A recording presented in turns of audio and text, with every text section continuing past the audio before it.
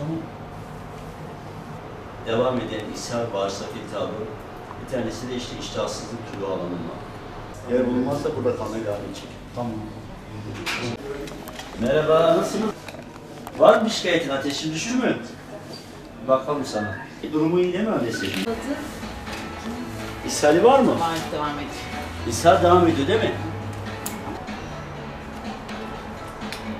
Daha iyi gözüküyor. Bir bakalım iyiyse yarın taburcu ederiz onu. Ha, bayağı tatlı bir şey bu.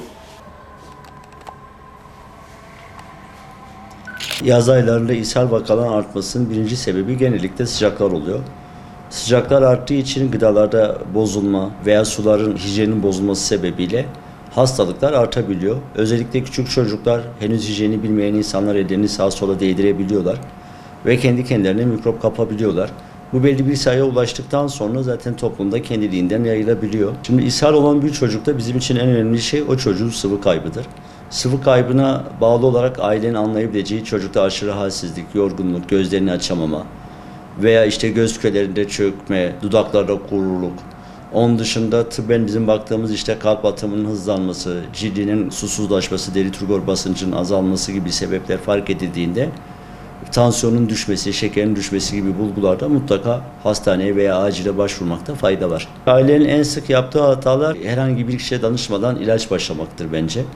Özellikle antibiyotik başlayabiliyorlar veya antibiyotik dışında da daha önce hekimin önerdiği bir ilacı başka bir sebeple ishale uygundur diye verebiliyorlar. Uzun süreli ishalleri atlayabiliyorlar. Mesela çocuk her gün 2-3 defa ishal oluyorsa sayı az deyip hekime veya acile veya bir yere götürmeyebiliyorlar. Sıvıyı takip etmiyorlar, yeterli sıvı vermeyebiliyorlar. Bu şekilde hataları maalesef olabiliyor. Burada en önemli şey hijyen. Yani işte besinlerin dışarıda kalmaması, buzdolabında kalması, meyvelerin veya sebzelerin çocuğun erişebileceği yerlerde olmaması veya işte bozuldu mu bozulmadı mı takibinin yapılması bence çok önemli. Tabii ki elini sağa sola değdiren veya emekleyen veya yürüyen henüz hijyeni bilmeyen bir çocuğun elinin sık yıkanması. Yaz aylarında Siirt gibi bir yerde ciddi su problemleri oluyor. Sularda hijyen problemleri oluyor. En azından çocuklarda mümkünse hazır su verilmesini tavsiye ederim. İshal hayati tehlikesi olabilir, vardır. Sebebi ishalin kendisi değil, sıvı kaybıdır. Şimdi günümüzde çok hayati tehlike oluşuyor çünkü biz o hastaları hızlı tespit edip yatırıyoruz. Sıvı yerine konmazsa, çocuğa müdahale edilmezse maalesef hayati tehlike olabiliyor. Nadir de olsa hala günümüzde de ishal sebebiyle ölen bebekler maalesef olabiliyor. İshali var mı? Devam ediyor. İshal devam ediyor değil mi? Daha iyi gözüküyor. Bir bakalım.